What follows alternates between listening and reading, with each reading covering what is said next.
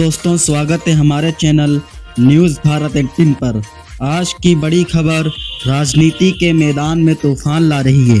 राहुल गांधी की मताधिकार यात्रा में समाजवादी पार्टी के अध्यक्ष अखिलेश यादव पहुंच गए हैं। बिहार के सीतामढ़ी में यह ऐतिहासिक मुलाकात हुई, जहां दोनों नेता एक साथ खड़े होकर वोट चोरी के खिलाफ आंदोलन को मजबूत कर रहे हैं। क्या ये इंडिया गठबंधन का नया अध्याय है? तो चलिए शुरू करते हैं। ये यात्रा 17 अगस्त 2025 को बिहार के सासाराम से शुरू हुई थी और इसका मकसद है लोकतंत्र को बचाना, खासकर वोट चोरी और चुनावी धांधली के खिलाफ आवाज उठाना।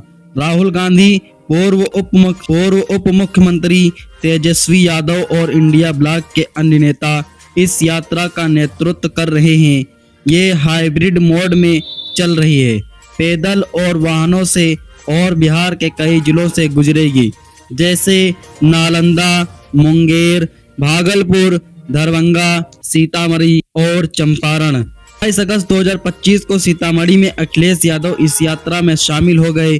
कांग्रेस के महासचिव केसी वेणुगोपाल ने खुद कहा है कि अखिलेश यादव का शामिल होना इस वोट चोरी के खिलाफ जन आंदोलन को और मजबूत करेगा।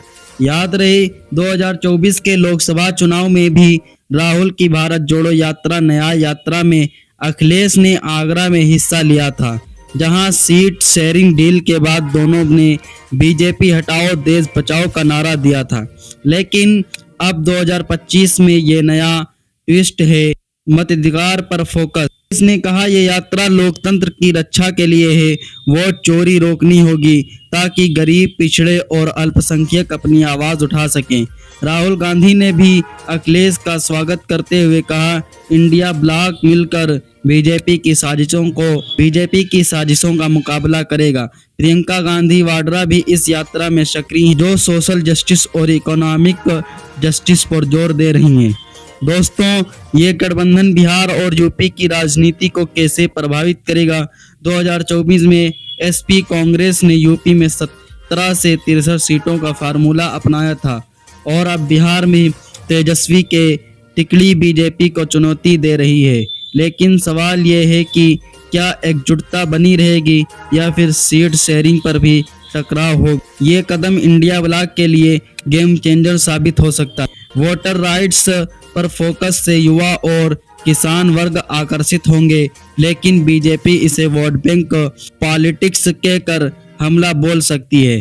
कुल मिलाकर यह विपक्ष की एकता का मजबूत संकेत है।